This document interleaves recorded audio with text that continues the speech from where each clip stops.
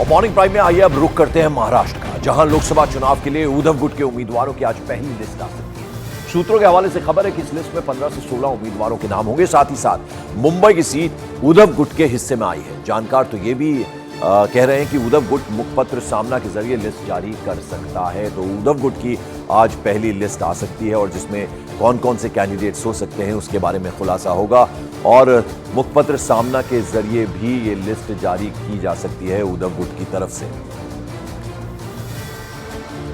इस बीच कल सीट बंटवारे पर महाविकास आघाड़ी की बैठक हुई थी, जो करीब 1 घंटे तक चली थी, जिससे अनुमान लगाया जा रहा है कि एनसीपी और उद्धव गुट के बीच सीट शेयरिंग पर तालमेल बन गया है। हालांकि इस बैठक से कांग्रेस नदारद नजर आई और कांग्रेस की बैठक में शामिल न होने से ऐसा लगता है कि कांग्रेस शायद अलग ही तैयारी में जुटी हुई है। तो ये तमाम बातें अब ऐसे में महाराष्ट्र में अगर महाविकास आघाड़ी की बात करें तो निकलकर सामने आ रही है। यानी गठबंधन की जो बैठक हुई इसमें कांग्रेस शामिल नहीं हुई एमबीए की इस बैठक में।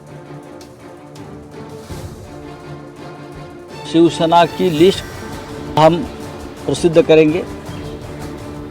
हमारे जो उम्मीदवार है उनकी जो पहली लिस्ट है, पहली सूची है, हम लगभग 15 या 16 सीट हम जाहिर करेंगे। शिवसेना की लिस्ट हम प्रसिद्ध करेंगे। हमारे जो उम्मीदवार है उनकी जो पहली लिस्ट है, पहली सूची है, हम लगभग 15 या 16 सीट हम जाहिर करेंगे। और आइए सीधे रुक करते हैं मुंबई का, जहां से मेरे सहयोगी विवेक गुप्ता हमारे साथ जुड़े। विवेक, दो बातें हैं, दो खबरें हैं महाराष्ट्र से अभी फिलहाल। एक तो ये कि उद्धव गुट की पहली लिस्ट आ सकती है, उसके बारे में क्या अपडेट?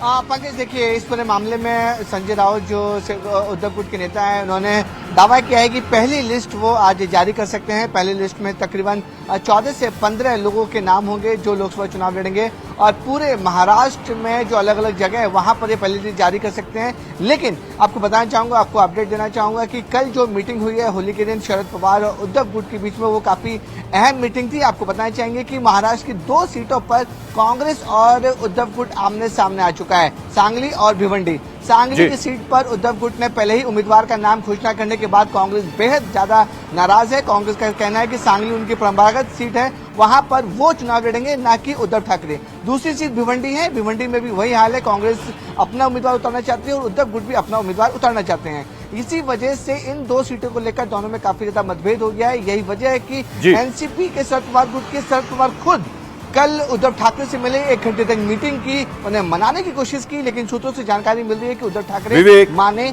नहीं है। विवेक, जरा ये बताएं कि कांग्रेस की कुछ अलग सोच चल रही है क्या? क्योंकि वो जो बैठक हुई शरद गुट और उद्धव गुट के बीच में, उसमें कांग्रेस शामिल नहीं थी।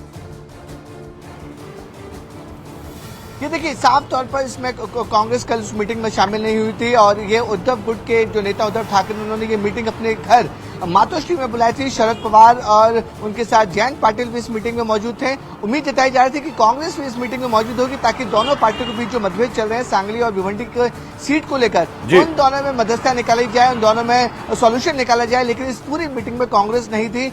शरद पवार ने पूरी कोशिश की उद्धव ठाकरे को समझाने के लिए, क्योंकि वो थोड़ा सा कॉम्प्रोमाइज कर लें, एक सीट पर चुनाव लड़ रहे, चाहे वो भिवंडी से लड़े या फिर सांगली से लड़े। लेकिन उद्धव गुट से जानकारी मिल रही है कि वो दोनों सीट पर झुकने को तैयार नहीं है। कांग्रेस ने यहां तक कह दिया कि अगर उद्धव गुट ने इस दोनों सीट पर उम्मीदवार उतारते हैं तो वो इंडिपेंडेंट कैंडिडेट उतारेंगे और उसको कांग्रेस सपोर्ट करेगी। तो इन दोनों सीटों को लेकर कांग्रेस और जो उद्धव गुट है बिल्कुल आमने सामने आ चुके हैं। बिल्कुल बने रहे विवेक, हमारे साथ कुछ और खबरें भी हैं महाराष्ट्र से। महाविकास आघाड़ी से जुड़ी एक और बड़ी खबर यह है कि आज वंचित बहुजन आघाड़ी के अध्यक्ष प्रकाश आंबेडकर अकेले चुनाव लड़ने का ऐलान कर सकते हैं, क्योंकि सीट शेयरिंग पर वीबीए के साथ महाविकास आघाड़ी की सहमति नहीं बन पा रही है। असल में एमबीए ने वंचित बहुजन आघाड़ी के अध्यक्ष प्रकाश आंबेडकर को 4 सीटों का ऑफर दिया, लेकिन प्रकाश आंबेडकर इससे खासे खुश नहीं है, जिसकी वजह से वंचित बहुजन आघाड़ी का एमबीए यानी महाविकास आघाड़ी के साथ आना मुश्किल नजर आ रहा है।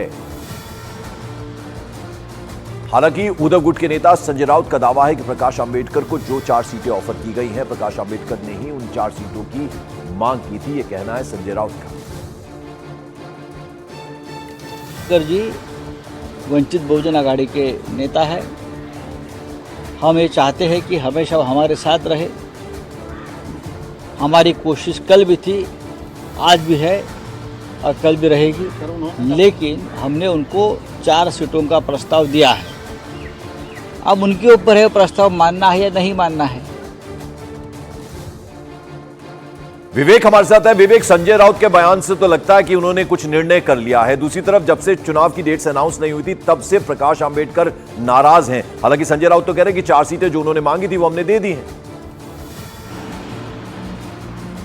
पंकज, देखिए इस पूरे मामले में जो महाविकास आघाड़ी है उसमें जो बहुजन वंचित आघाड़ी है उसने शुरू से ही डे 1 से वो लोग मांग कर रहे हैं 17 से 18 सीट की चुनाव लड़ने की, लेकिन इस पर ना कांग्रेस राजी हो रही है, ना उद्धव ठाकरे राजी हो रहा है और ना ही शरद पवार राजी हो रहे हैं। उनका साफ तौर पर कहना है कि इतनी सीटें हम आपको देना पॉसिबल नहीं है, इसलिए जो भी मांग है वो उसको जायज बोला जाए। और जो तीनों पार्टी मिलकर उन्होंने बोला कि हम बहुजन वंचित आघाड़ी को और प्रकाश आंबेडकर को ज्यादा से ज्यादा मैक्सिमम 4 सीट दे सकते हैं। और 4 सीट जो अकोला की है, जहां पर प्रकाश आंबेडकर मजबूत स्थिति माने जाते हैं, उनकी पकड़ वहां पर अच्छी है अकोला और विदर्भ इलाके में, वहां पर वो चुनाव लड़ना चाहते हैं। लेकिन प्रकाश आंबेडकर एक ही मांग है कि उनकी जो सीट है कम से कम 15 से ऊपर होनी चाहिए। अब स्थिति पंकज ये हो गई है कि प्रकाश आंबेडकर भी नहीं झुक रहे हैं, महाविकास आघाड़ी की जो तीनों पार्टी वो भी नहीं झुक रहे हैं। तो स्थिति ये हो गई है या तो प्रकाश आंबेडकर अकेले चुनाव लड़े और महाविकास आघाड़ी में जो प्रकाश आंबेडकर उसको शामिल नहीं किया जाए। जिस तरह से संजय राउत बातचीत करें मीडिया के सामने उन्होंने साफ तौर पर कह दिया कि अगर वो आते तो ठीक है, नहीं आते हैं अगर दूसरी राह चुनते हैं तो वो भी बिल्कुल। बड़ी हैरानी की बात है कि वीवीए नाराज है, कांग्रेस नाराज है विवेक, तो ऐसे में महाविकास आघाड़ी का होगा क्या, ये देखने वाली बात है। इस बीच